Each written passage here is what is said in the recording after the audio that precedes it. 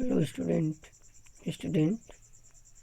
आप सभी का नारायण बायोलॉजी क्लासेज में मोस्ट वेलकम है।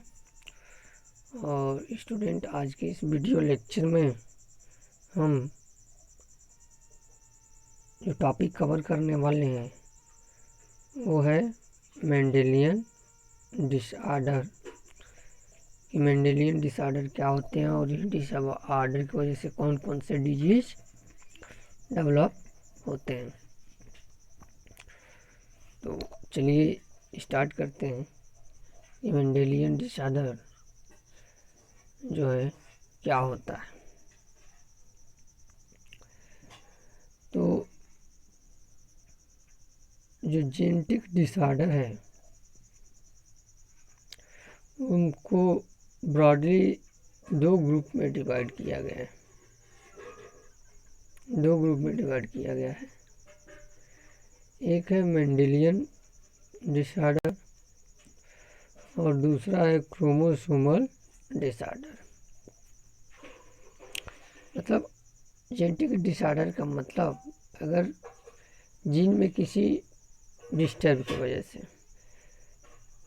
कोई ऐसा डिजीज डेवलप हो या कोई एबनॉर्मलिटी डेवलप हो तो उस जेनेटिक डिसऑर्डर को दो ग्रुप में डिवाइड किया गया है। एक है मेंडेलियन डिसऑर्डर है और दूसरा है क्रोमोसोमल डिसऑर्डर। जो मेंडेलियन डिसऑर्डर है ये मुख्य रूप से हम इसको कैसे डिटरमाइन करते हैं, तो इस डिसऑर्डर में या तो अल्टरनेशन हो जाता है यानी चेंजेस हो जाते हैं या म्यूटेशन हो जाते हैं। जो डीएनए में सिंगल जीन्स पाए जाते हैं उनका अल्टरनेशन हो जाता है या म्यूटेशंस हो जाते हैं।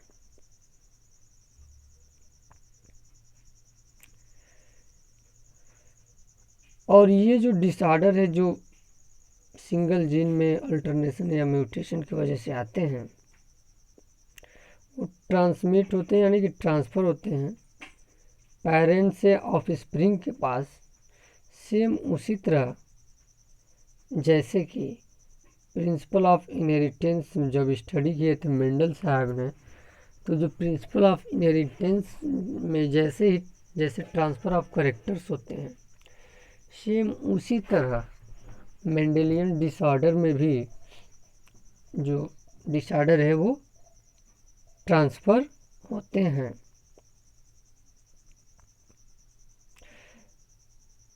मेंडल डिसऑर्डर के जो इनहेरिटेंस ऑफ पैटर्न है, मतलब जो वन जनरेशन से अनदर जनरेशन जो डिसऑर्डर मेंडल के अकॉर्डिंग जो ट्रांसफ़र हो रहा है, तो इसको अगर किसी फैमिली में कोई मेंडेलियन डिसऑर्डर है किसी को, तो ये मेंडेलियन डिसऑर्डर उसके पास कैसे आया, इसका हम पता पेडिग्री एनालिसिस से कर सकते हैं। पेडिग्री एनालिसिस करके उसका हम पता कर सकते हैं।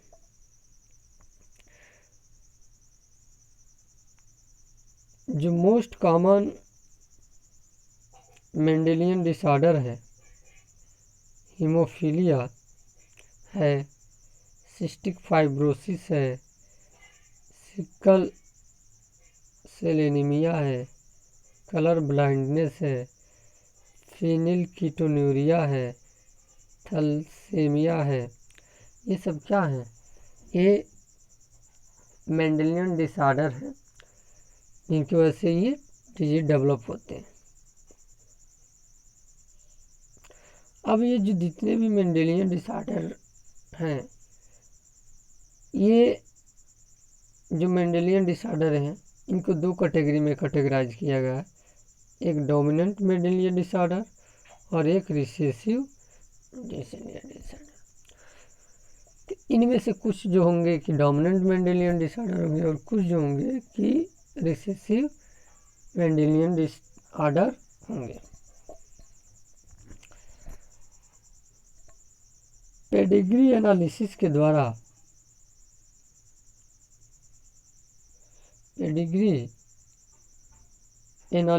द्वारा हम आसानी से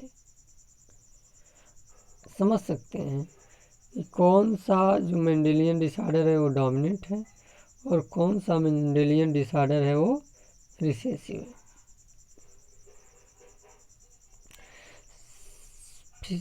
इसी प्रकार हम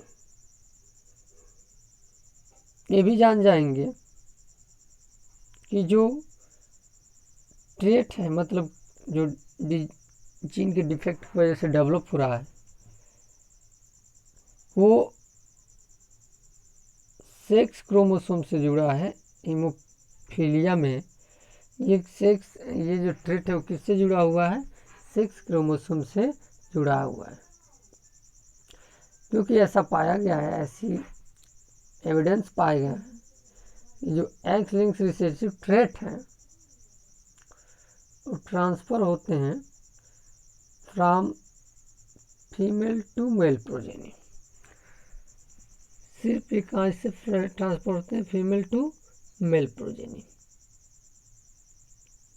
ठीक है, अब कैसे female to male progeny transfer होते हैं, इस बात को हम आपको बता रहे हैं। एक अलग इस पे वीडियो हम बनाने वाले हैं, सिर्फ उस पर पेडिग्री एनालिसिस पर स्टडी किया जाएगा।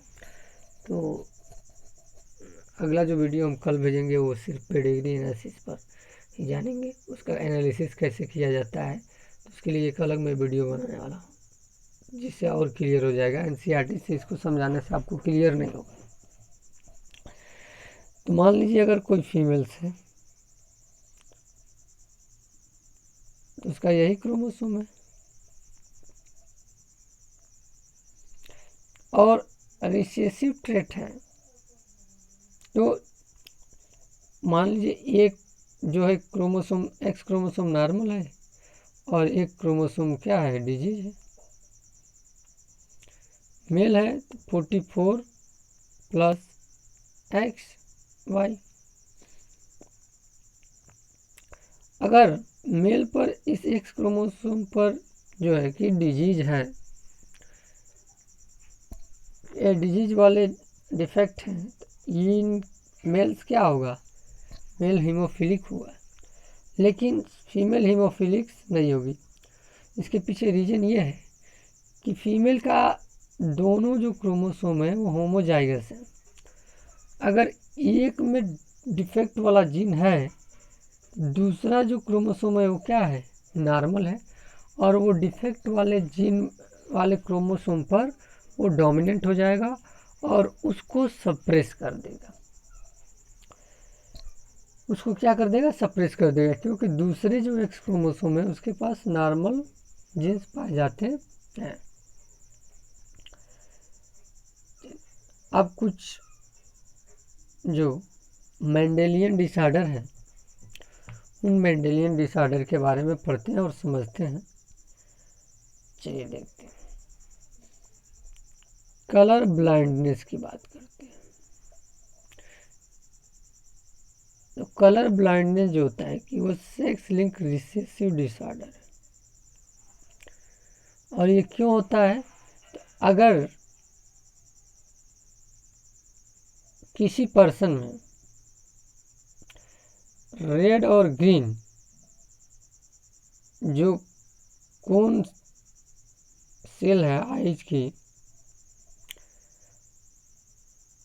इनमें फेल्योर हो जाए, मतलब इनमें डिस्टरबेंस आ जाए, और इस फेल्योर की वजह से जो पेशेंट है या जो जिनमें ये फेल्योर होता है वो डिफ्रेंशिएट नहीं कर पाता है रेड और ग्रीन कलर को, वो डिफ्रेंशिएट नहीं कर पाता है, पहचान नहीं पाता है।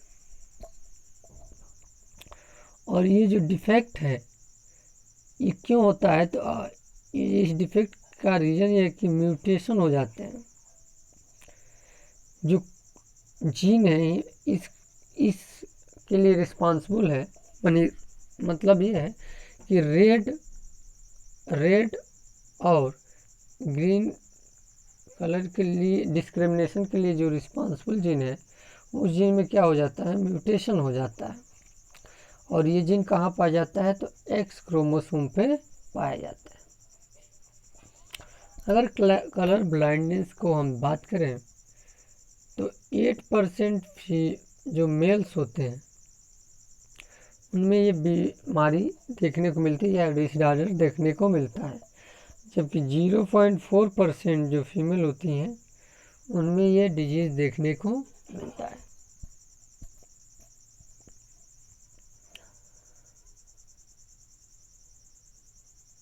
ऐसा क्यों होता है, क्योंकि जो जीन्स है जिसमें डिफेक्ट होने की वजह से डिजीज डेवलप होता है, ये रेड और ग्रीन कलर के लिए रिस्पॉन्सिबल होता है या कलर ब्लाइंडनेस के लिए रिस्पॉन्सिबल होता है। कहाँ पर पाया जाता है, एक्स क्रोमोसोम पर। अब मेल के पास तो सिर्फ एक एक्स क्रोमोसोम होते हैं और फीमेल के पास कितने क्रोमोसोम होते हैं, 2 एक्स क्रोमोसोम होते हैं। तो अगर एक एक्स क्रोमोसोम पर से फीमेल में अगर एक एक्स क्रोमोसोम पर से का जीन म्यूटेशन कर गया या डिफेक्ट आ गया उसमें, तो दूसरे एक्स क्रोमोसोम पर जो जीन है वो उसको मास्क करते हैं और फीमेल नॉर्मल रहेगी। लेकिन मेल में तो एक ही में अगर डिफेक्ट आ गया तो इसके अलावा उसके पास दूसरा जो क्रोमोसोम है वाई है और वो उसको मास्क नहीं कर पाएगा, यानी उसमें डिजीज देखने को मिलेगा। और यही रीज़न है कि 8% जो मेल हैं उनमें ये देखने को मिलता है और 0.4% फीमेल में ये देखने को मिलता है।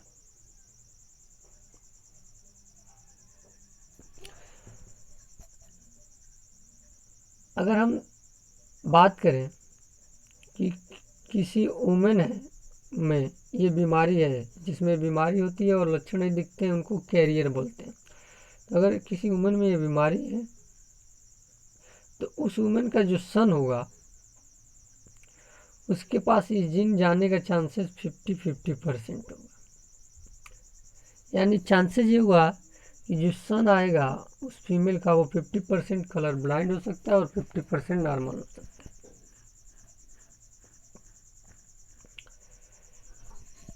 क्योंकि वो मदर जो होगी या जो वुमेन जो होगी खुद कलर ब्लाइंडनेस नहीं होगी, क्योंकि वो जीन रिसेसिव है और एक्स क्रोमोसोम पर प्रेजेंट है और उस वुमेन के पास डबल एक्स क्रोमोसोम है।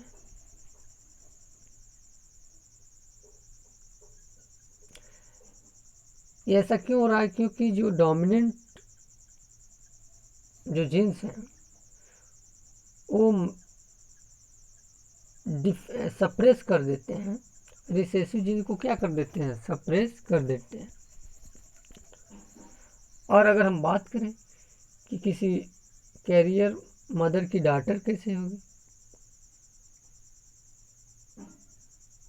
तो वो अक्सर देखा जाए तो कलर ब्लाइंडनेस नहीं दिखने को मिलेगी।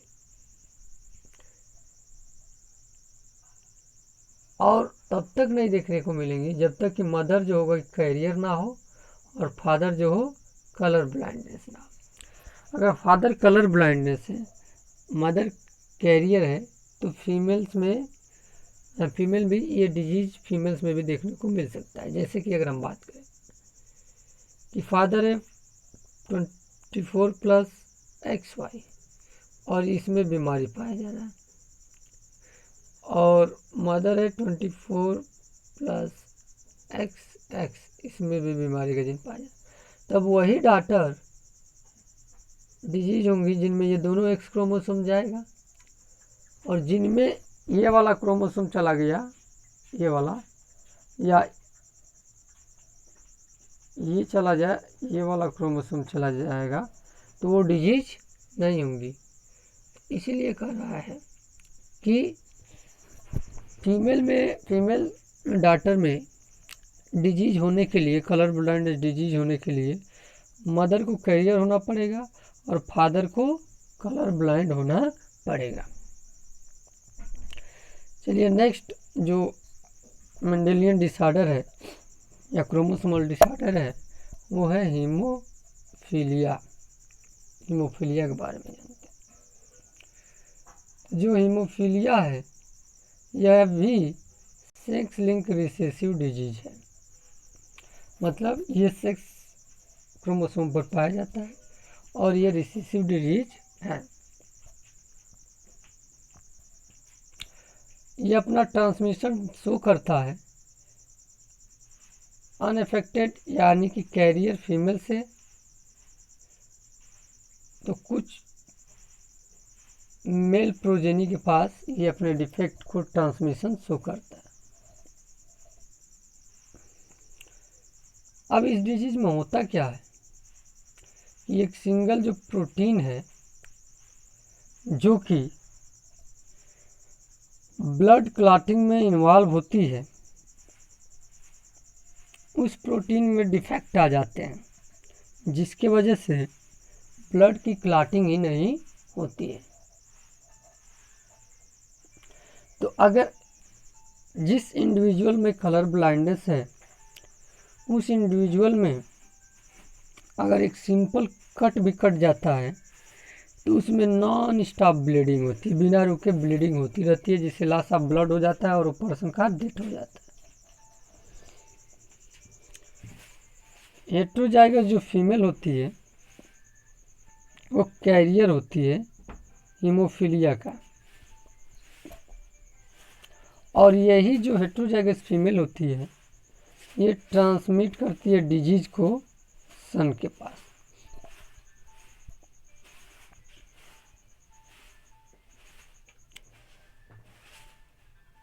अब जो फीमेल्स हैं, फीमेल चाइल्ड है, उसको हीमोफिलिक होने की बहुत कम चांसेज होते हैं।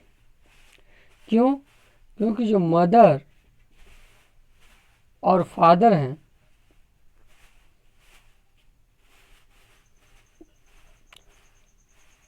उनके पास लिस्ट जो कैपेबिलिटी होती है कि वो हीमोफिलिक्स हैं, ऐसा देखने को मिला है। मान लीजिए मदर कैरियर है और फादर नॉर्मल है, तो जितनी भी डॉटर होंगी सब के सब क्या होंगी? नॉर्मल होंगी। क्योंकि मदर अगर कैरियर है, मान लीजिए ऐसे है, ये जीन है कलर हीमोफिलिक का जीन्स है, ये तो नॉर्मल है, और फादर के पास तो एकदम नॉर्मल है, तो फादर तो हमेशा अपना नॉर्मल ही देगा, और मदर्स नॉर्मल दे सकती है और हीमोफिलिक दे सकती है। लेकिन ये तो क्या है, मान लीजिए ये और ये आए तो नॉर्मल, ये और ये आए तो भी नॉर्मल, क्योंकि अगर इसमें डिफेक्ट है लेकिन ये तो नॉर्मल है, उसको मार्क्स कर देगा, क्योंकि ये करेक्टर क्या है? रिसेसिव करेक्टर है। तो जितने भी डॉटर्स होंगी वो नॉर्मल होगी। एक ही कंडीशन में ये डिजीज़ हो सकता है कि जो मदर हैं वो कैरियर हो और फादर क्या हो? डिजीज हो। तो जिसमें ये क्रोमोसोम चला जाएगा वो क्या हो जाएगा? डिजीज हो जाएगा। चलिए ठीक है, इसीलिए मैं इस पे एक वीडियो बनाऊंगा भी पूरा डिटेल, कई पेडिग्री का मैं वीडियो बनाकर आपको बताऊंगा। जो हीमोफिलिक डिजीज है इसका स्टडी किया गया है, फैमिली स्टडी किया गया है पेडिग्री के द्वारा, विक्टोरिया क्वीन का, और उनमें ये देखा गया है कि बहुत सारे हीमोफिलिक डिसेंडेंट हैं वो कैरियर थे, इस डिजीज़ के लिए क्या थे? कैरियर थे। तो ऐसा देखा गया था।